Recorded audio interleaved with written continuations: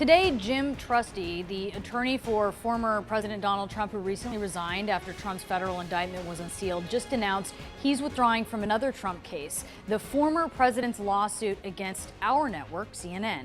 Trusty cited irreconcilable differences with Trump as the reason for his resignation.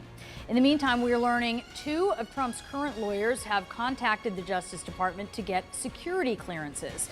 Those are requirements for them to access evidence in his federal case. Much of the evidence is classified. The judge overseeing that case, Eileen Cannon, told Trump's legal team they had to get in touch with the DOJ by today. And this comes as another federal judge just set an early 2024 trial date for E. Jean Carroll's original defamation case against Trump. This one is separate from the one that we saw last month, where a jury awarded Carroll $5 million after finding Trump sexually abused and defamed Carroll. With us now, we have CNN national correspondent Kristen Holmes. We have CNN chief national affairs correspondent Jeff Zeleny as well.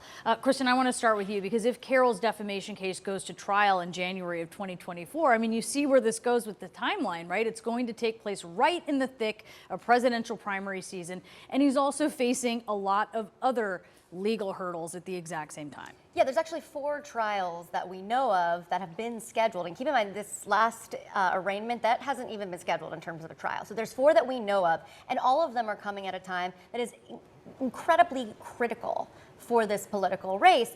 And this is why we continue to report that there really cannot be a real separation of the Trump legal operation and the Trump political operation. So let's look at the trials that we know of. One being in October of 2023, that's the first one. This is the Trump company civil fraud suit. This was brought by the New York Attorney General. Then January 15th, the E. Jean Carroll defamation trial. January 29th, a federal class action suit that accuses Trump and his company of promoting a pyramid scheme. And then March 25th, 2024, a trial in that alleged hush money scheme. Again, all of these being critical moments. Now, the one thing to note is that we don't know which of these Trump will have to appear at.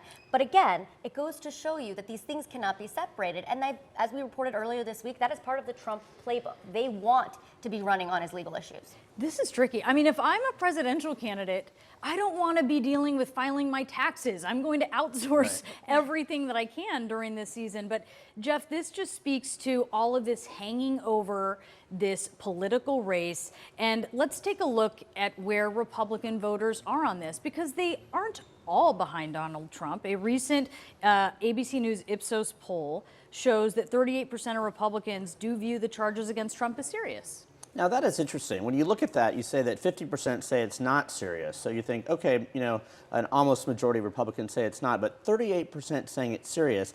That essentially shows you what the lane is for voters perhaps looking for something else, perhaps tired of the drama. We hear this anecdotally as we talk to voters on the campaign trail all the time. So many Republicans who voted for Trump, they liked his policies, but are just exhausted by it all. And you have to wonder, all these trials that Kristen was talking about, as they add up, and there could be more with the Georgia case, with the possibility of a case here, is that 38% who are concerned about this, is that going to increase or not? So that offers a window for other potential Republican candidates. But the pollsters and strategists I've been talking to this week, this is just still settling into public opinion. The indictment is just still, it's a snapshot in time, and that's not likely to decrease here. So I think we have to put a pause on our reliance on polls on this and just kind of give a sense. But this divide in the Republican Party is significant. That's a really good point. I also just want to be clear. I'm not saying they shouldn't file their taxes. They should. Right. The issue is, do they take care of it personally or outsource it to someone else?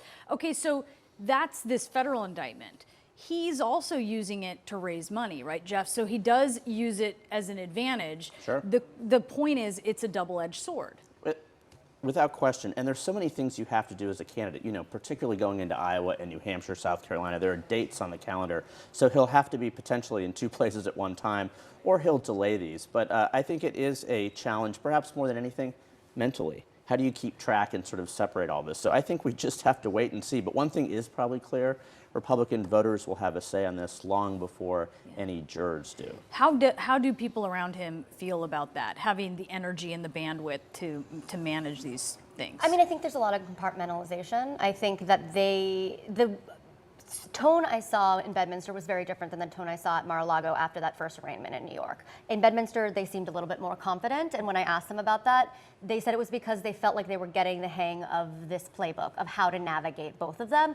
But again, now we're just talking about 2 indictments. There is still, as Jeff said, looming in Georgia, the January 6th investigation, the federal investigation. So whether or not they can keep up that confidence, it's just, this is a lot, and it's never been done before. No, certainly has not. Unprecedented. Kristen, Jeff, thank you so much.